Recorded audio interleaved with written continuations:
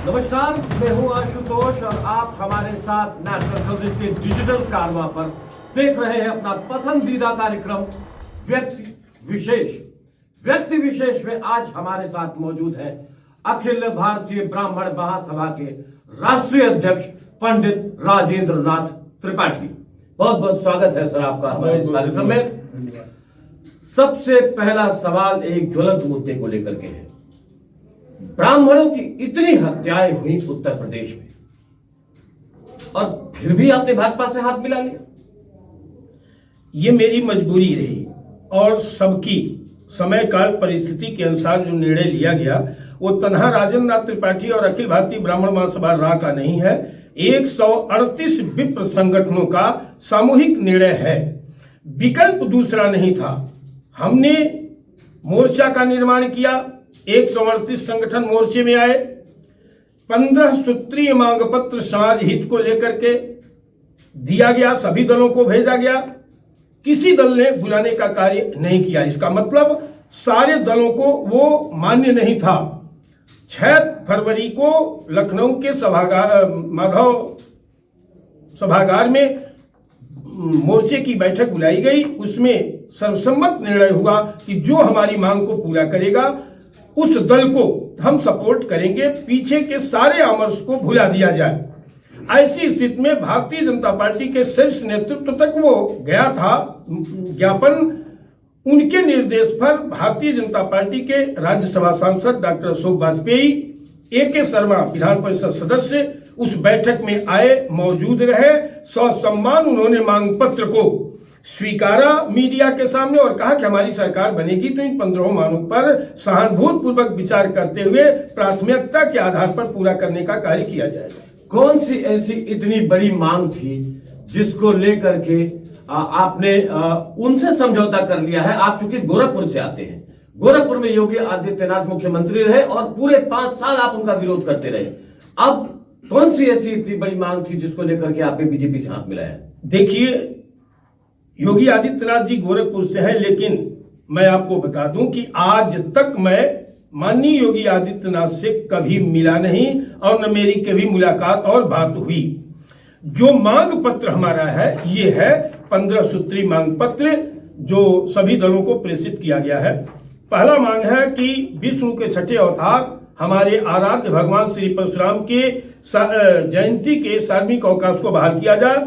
अन्य आयोगों की तरह जैसे महिला आयोग है, पिछड़ा आयोग है, दलित आयोग है, अल्पसंख्यक आयोग है, गरीब सवर्णों को भी अपनी बात कहने का एक उचित स्थान हो, इसके लिए सवर्ण आयोग का गठन किया जाए। ब्राह्मण और ब्राह्मण हितों पर हो रहे कुठाराघात को रोका जाए। संस्कृत कर्मकांड ज्योतिष की शिक्षा को प्रोत्साहित किया जाए। केंद्र सरकार द्वारा सवर्णों को दिए गए 10% आरक्षण का उचित अनुपालन सुनिश्चित किया जाए। गरीब सवर्णों को भी सरकारी सुविधाएं अन्य वर्गों के गरीबों की तरह दिया जाए। मदरसा मस्जिद के मौलानाओं की तरह मंदिर में कार्यरत पुजारियों को जीवन यापन भत्ता दिया जाए। बेरोजगारों को भत्ता दिया जाए। लखनऊ के किसी एक प्रमुख चौराहे को परशुराम चौक के रूप में नामित कर विकसित किया जाए। देवरिया के सोहनाग परशुराम धाम का विकास सुनिश्चित किया जाए। शाहजहांपुर का नाम परशुरामपुर किया जाए। आचार्य रामचंद्र शुक्ल के नाम से बस्ती में एक मार्ग चौक या सांस्कृतिक स्थल का निर्माण सुनिश्चित किया जाए। बलिया में प्रथम क्रांतिकारी शहीद मंगल पांडे जी के नाम से कोई महत्वपूर्ण स्मारक बनवाया जाए। बागपत में पूरा महादेव शिवलिंग को भगवान परशुराम द्वारा स्थापित उसे धरोहर घोषित किया जाए और भगवान परशुराम के पिता जमदग्नि निरिष के नाम से जौनपुर का नाम रखा जाए। ये हमारी 15 सूत्री मांग थी। कुछ विरोधियों द्वारा दुष्प्रचार किया जा रहा है कि उन्होंने निजी हित को लेकर के भारतीय जनता पार्टी को सपोर्ट किया गया। उनका भ्रम सही है कि 5 साल मैंने पीड़ित ब्राह्मणों की आवाज बना। उसके पहले वाली भी सरकार में तमाम लड़ाई लड़ा, जगह जगह सड़कों पर उतर करके पीड़ित ब्राह्मणों के दर्द का मरहम बनने का काम अखिल भारतीय ब्राह्मण महासभा रा मेरे नेतृत्व में किया। हर जिलों में हमारे संगठन के जांबाज कार्यकर्ताओं ने ब्राह्मण की घटनाओं को लेकर के पूरी तन्मयता के साथ, पूरी बहादुरी के साथ लड़ाई लड़ करके न्याय दिलाने का काम किया। कुछ ब्राह्मण संगठनों को या कुछ विभिन्न राजनीतिक दलों के ब्राह्मणों को इसका तकलीफ है। उसका कारण है जब भी चुनाव आता था, छोटे छोटे संगठन जो 2-4 लोग मिलकर के बनाए, जिले और तहसील स्तर पर, विधानसभा स्तर पर, वो समाज को ठगने का काम करते थे।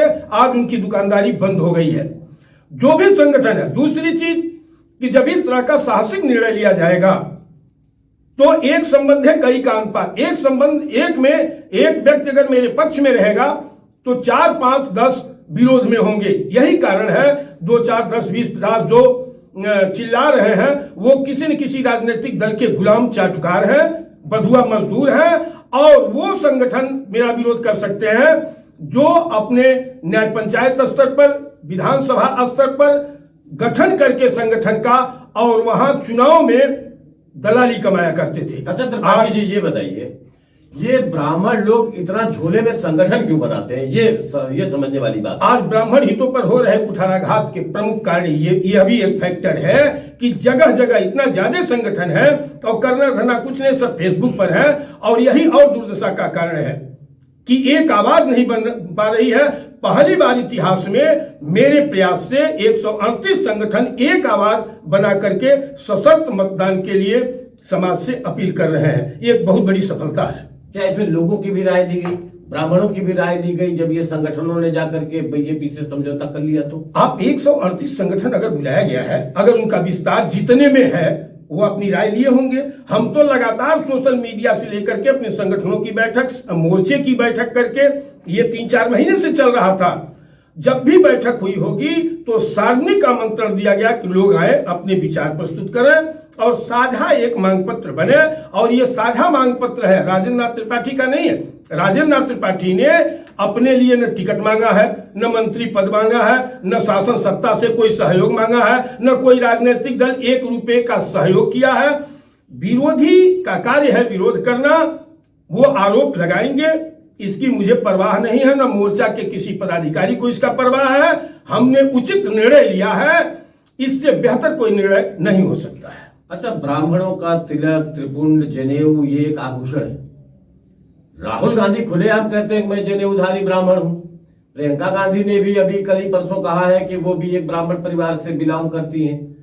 तो अब ऐसे में कांग्रेस के दरवाजे पर क्यों नहीं आपने दस्तक दी, और क्या वजह रही कि कांग्रेस से आपकी दूरी है या क्या भाव है आपका? किसी दल से दूरी नहीं। मैं कहा कि सारे आमर्श को भुला करके हमने ये 15 सूत्री मांग पत्र मोर्चा के लोगों के साथ सभी दलों को भेजा गया था, कोई वंचित नहीं है। लेकिन इसको किसी ने गंभीरता से लिया ही नहीं। इसका मतलब ब्राह्मण वोट जो उत्तर प्रदेश का 18 से 20% है, यह सिर्फ यूज एंड थ्रो के नियत से देखा जा रहा है और केवल इनको ब्राह्मण का आशीर्वाद चाहिए। ब्राह्मण हित की बात जब आती है, ये समाज के हित की बात थी। क्यों नहीं? ये कौन ऐसी बात है जो नहीं मानी जा सकती? न तो इसमें सरकारी खजाना लगना है, न कोई बहुत बड़ा रिस्क है, न इन मांगों को पूरा करने से अन्य वर्ग को तकलीफ होनी चाहिए। फिर क्यों राजनीतिक दलों ने इसको गंभीरता से नहीं लिया? इसका मतलब अंतिम सवाल है त्रिपाठी जी आपसे। मान लीजिए अभी आपने एक अंग्रेजी में वर्ड इस्तेमाल किया, यूज एंड थ्रो। अगर सरकार बनती है बीजेपी की और फिर ब्राह्मणों पर उसी तरह का जुल्म सितम होता है और दोबारा से उसी तरह की परिस्थितियां उत्पन्न होती हैं, तब आप क्या करेंगे? अगर आपका चुनाव में इस्तेमाल करने के बाद आपको भी यूज एंड थ्रो कर दिया गया, तब क्या करेंगे आप? अगर इस तरह का धोखा मिलता है तो मैं आपके सम्मानित चैनल के माध्यम से इस पूरा आपको आश्वस्त करता हूं कि तब अकेले राजेंद्र नाथ त्रिपाठी अखिल भारतीय ब्राह्मण महासभा के कार्यकर्ता लड़ाई लड़ते थे ब्राह्मण हितों की। आज मुझे खुशी है कि 138 माननीय ब्राह्मण समाज के संगठनों के प्रमुख मेरे साथ हैं। उन सबको लेके उतर करके पुनः उसी साहस के साथ, उसी संजीदगी के साथ लड़ाई लड़ूंगा। और मैं बता दूं कि मैं आजीवन जिस समाज की चौकीदारी का व्रत लिया हूं, मैं अपने जिंदगी के अंतिम क्षण तक पीड़ित ब्राह्मणों के दर्द का मरहम और उनकी आवाज बनने का कार्य करूंगा, चाहे कोई सरकार होगी। अगर ये मेरी मांगे नहीं मानी जाएंगी तो मैं सार्वजनिक रूप से कह रहा हूं कि मेरा आंदोलन नहीं रुकेगा। मैं अपने समाज के पीड़ित भाइयों के साथ, जरूरतमंद भाइयों के साथ हमेशा खड़ा मिलूंगा। विरोधी जो चाहे सो प्रचार करे। अभी आप हमारे साथ देख रहे थे अखिल भारतीय ब्राह्मण महासभा के राष्ट्रीय अध्यक्ष राजेंद्र नाथ त्रिपाठी व्यक्ति विशेष में साफ कह रहे हैं अगर उनके इस 15 सूत्री मांगों पर अमल नहीं हुआ तो यदि भारतीय जनता पार्टी की सरकार 10 मार्च की बात बनती है तो भी उनका स्टैंड समाज के लिए बिल्कुल साफ है, यानी कि ब्राह्मणों के लिए संदेश साफ है। आप देख रहे थे नेशनल कवरेज का एक डिजिटल कारवा। देखते रहिए हमारे साथ इसी तरह चैनल पर और कोई किसी मुद्दे पर व्यक्ति विशेष।